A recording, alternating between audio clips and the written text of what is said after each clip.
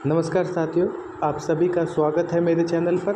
हम राजस्थान अध्ययन को पढ़ रहे थे और यदि आप राजस्थान की किसी भी भर्ती की तैयारी कर रहे हैं तो उसमें जो राजस्थान अध्ययन है वो महत्वपूर्ण और अधिकांश सवाल जो है, अधिकांश प्रश्न जो है वो इन किताबों से पूछे जाते हैं। और अपना जो आधारभूत सामान्य ज्ञान है उसके लिए तो ये किताब जो है वो रामबाण है। तो अपन महत्वपूर्ण प्रश्नों का जो सार संग्रह है वो पढ़ रहे थे। आज अपना 8वां पाठ है कक्षा 6 के राजस्थान अध्ययन का, वो है आजीविका के प्रमुख स्रोत। तो अपन शुरू करते हैं कि राजस्थान का कितना भूभाग मरुस्थलीय है, यानी कि राजस्थान में जो ज़मीन है वो उस ज़मीन का, उस भूभाग का कितना प्रतिशत भाग जो है वो मरुस्थलीय है।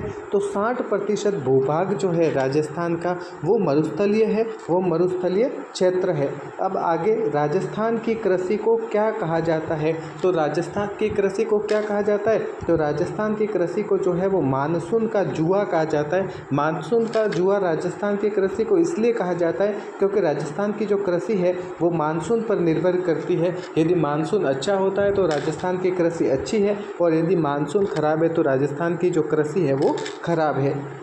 आगे अपने प्रश्न है कि भारत में सर्वाधिक बाजरा, सरसों व ग्वार का उत्पादन किस राज्य में होता है, तो राजस्थान में। यानी कि जो अपना राजस्थान है उस राजस्थान में देश में सबसे ज़्यादा बाजरा, सरसों व ग्वार का उत्पादन जो है वो हमारे राज्य राजस्थान में होता है। आगे सवाल है भारत में सर्वाधिक जौ व चना का उत्पादन किस राज्य में होता है, तो सबसे ज़्यादा जौ और जो चना है इसका उत्पादन उत्तर प्रदेश में होता है, और दूसरे नंबर पर जो है वो राजस्थान है।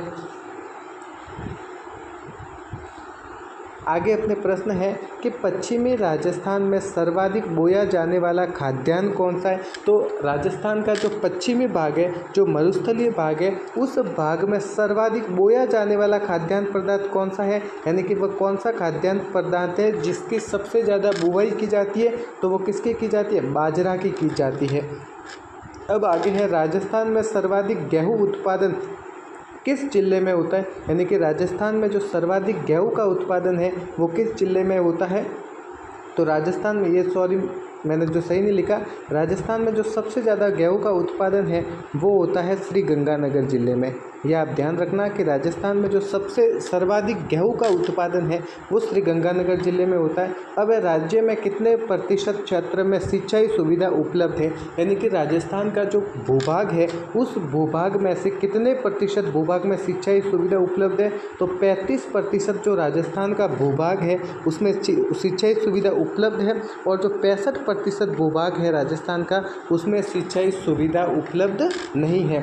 इन 35% भाग में से भी 66% क्षेत्र की सिंचाई जो है वो कुएं व ट्यूबवेल से की जाती है, 33% सिंचाई जो है वो नहरों द्वारा की जाती है, और 1% अन्य साधनों द्वारा की जाती है, जैसे तालाब हो गए इनके द्वारा। तो आपको अच्छे से याद रखना है। अब आगे अपना प्रश्न है कि राजस्थान की 20वीं पशु गणना कब हुई, तो राजस्थान की जो 20वीं पशु गणना है वो 2019 में हुई, और इस पशु गणना के अनुसार पशुपालन की दृष्टि से राजस्थान का देश में दूसरा स्थान है।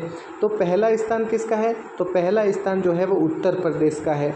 राजस्थान में भारत का लगभग 11.27% पशुधन पाया जाता है, यानी कि भारत में जितने पशुधन है उसका 11.27% पशुधन जो है वो राजस्थान में पाया जाता है, और राजस्थान इस मामले में कौन से स्थान पर है, दूसरे स्थान पर। तो राजस्थान में कुल कितने पशुधन है, 568.01 लाख जो पशुधन है वो राजस्थान में है, ये आपको विशेष ध्यान रखना है। अब है कि ये जो पशु गणना हुई थी 20वीं पशु गणना 2019 में, इसमें जो कौन कौन से महत्वपूर्ण बातें निकल के आई, तो कि पहली बात थी ऊँट व गधों की संख्या में क्या आई, कमी आई। दूसरी क्या है कि भेड़ और बकरियों की संख्या में जो भी है वो भी कमी आई है, और गाय और भैंसों की संख्या में जो है वो वृद्धि हुई है। और राजस्थान में सर्वाधिक पशु कौन सा पाया जाता है, तो कि राजस्थान में जो सर्वाधिक पशु है वो बकरियां पाई जाती है।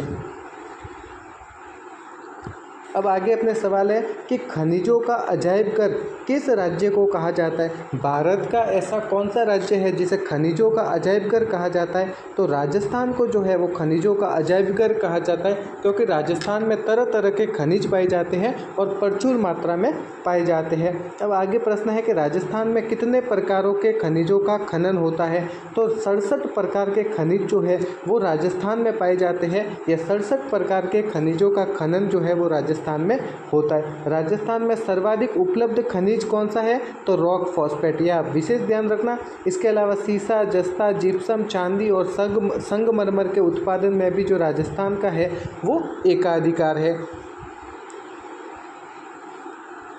अब आगे पार्ट है 9वां पार्ट, राजस्थान में आधारभूत सेवाएं।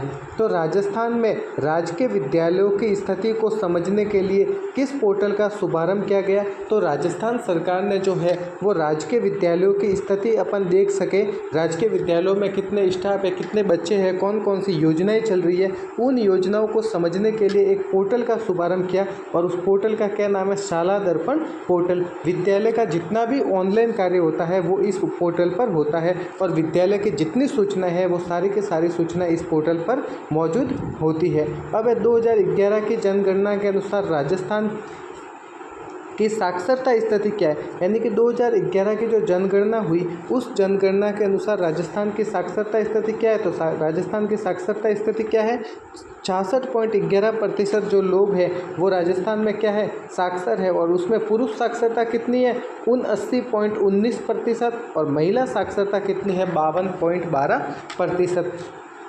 अब सर्वाधिक साक्षरता वाला जिला कौन सा है, तो कोटा है। और न्यूनतम साक्षरता वाला जिला कौन सा है, तो न्यूनतम साक्षरता वाला जिला जो है वो जालोर है। तो ये भी आपको ध्यान रखना है।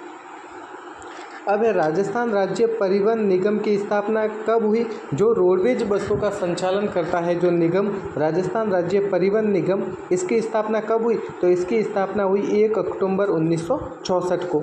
अब है राजस्थान में सड़कों की सर्वाधिक लंबाई किस जिले में है, तो राजस्थान में सड़कों की जो सर्वाधिक लंबाई है वो जोधपुर में है और जो न्यूनतम लंबाई है वो है धौलपुर में।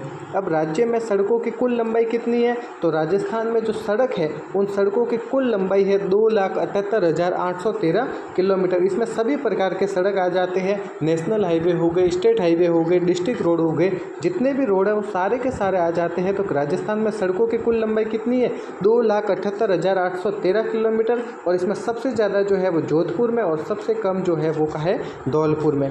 अब राजस्थान में कुल कितने राष्ट्रीय राजमार्ग है, तो राजस्थान से होकर जो है वो कुल 29 राष्ट्रीय राजमार्ग निकलते हैं, जिसमें सबसे बड़ा है NH-15 जो 906 किलोमीटर लंबा है और सबसे छोटा है 71B जो 5 किलोमीटर लंबा है। अब राजस्थान में रेलवे के कितने जोन एवं मंडल हैं, तो राजस्थान में जो है वो रेलवे के 2 जोन हैं एवं 5 मंडल है। 2 जोन कौन कौन से, उत्तर पश्चिमी रेलवे और पश्चिमी मध्य रेलवे, और 5 मंडल कौन कौन से, जयपुर, जोधपुर, अजमेर, बीकानेर और कोटा। तो ये भी आपको ध्यान रखना है। अब भारत का सबसे बड़ा रेलवे मॉडल कक्ष कहाँ स्थित है, तो रेलवे क्षेत्रीय प्रशिक्षण केंद्र उदयपुर में जो है वो भारत का सबसे बड़ा रेलवे मॉडल कक्ष स्थित है। अब आगे है कि राजस्थान में कुल कितने हवाई अड्डे हैं, हवाई अड्डे और हवाई पट्टियाँ दोनों इसमें जो है वो शामिल है। तो कितने हैं, 8। कौन कौन से अंतर्राष्ट्रीय हवाई अड्डे राजस्थान में कितने हैं, एक ही है, कौन सा, सांगानेर हवाई अड्डा। बाकी घरेलू हवाई अड्डे कितने हैं, जोधपुर में है, उदयपुर में है, कोटा में है और अजमेर में है जो किशनगढ़ में आया हुआ है। और वायु सेना के अधीन कौन कौन से, बीकानेर है, जैसलमेर है, सूरतगढ़, बाड़मेर और फलोदी के जो हवाई अड्डे हैं वो भारतीय वायुसेना के अधीन है। तो इस तरह से आपके जो है इस कक्षा 6 की राजस्थान अध्ययन के 9 टॉपिक पूरे हो गए हैं। अब इसका एक टॉपिक बाकी रहा है, फिर अपन पढ़ेंगे जो है वो कक्षा 7 की राजस्थान अध्ययन और 8 की राजस्थान अध्ययन। तो उम्मीद करता हूँ कि आपको वीडियो अच्छा लगा होगा। यदि वीडियो अच्छा लगा है तो चैनल को सब्सक्राइब करें और वीडियो को शेयर करें। धन्यवाद।